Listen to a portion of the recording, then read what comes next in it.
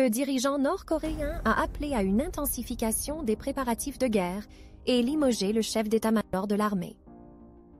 Le dirigeant nord-coréen, Kim Jong-un, assiste à une réunion de la commission militaire centrale du Parti des travailleurs au pouvoir en Corée du Nord à Pyongyang, le 9 août 2023. Le dirigeant nord-coréen, Kim Jong-un, a limogé le chef d'état-major de l'armée et appelé à une intensification des préparatifs de guerre en augmentant la fabrication d'armes et en procédant à plus de manœuvres, ont rapporté jeudi 10 août des médias d'État.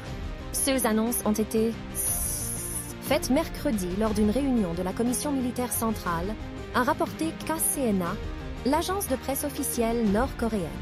La semaine dernière, Kim Jong-un a visité durant 3 jours, du jeudi au samedi, plusieurs grandes usines d'armement. Des préparatifs pour une guerre totale. La rencontre militaire intervient au moment où Séoul et Washington doivent débuter fin août leur principale manœuvre militaire conjointe annuelle.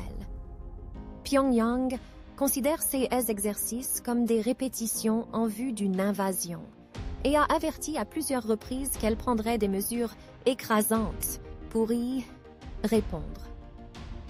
Au cours de la réunion de mercredi, le dirigeant nord-coréen a limogé le chef de l'état-major général Pak Soo-il pour le remplacer par le vice-maréchal Ri Yong-gil, a indiqué KCNA sans donner plus de détails.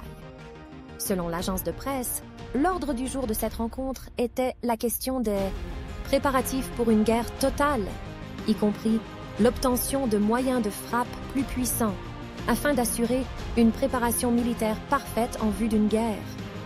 Le dirigeant nord-coréen a demandé à toutes les usines de munitions de poursuivre la production en masse des équipements et armes, selon la même source. Grande parade à venir. Il a également appelé à mener activement des manœuvres militaires réelles afin d'utiliser efficacement les armes et équipements les plus récemment déployés.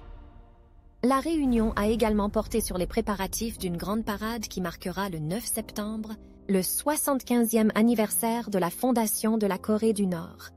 Pyongyang organisera en même temps une grande exposition sur la défense. Fin juillet, Kim Jong-un a présenté au ministre russe de la Défense, Sergei Shoigu, les armes les plus récentes et les plus avancées du pays, notamment des missiles balistiques et des drones.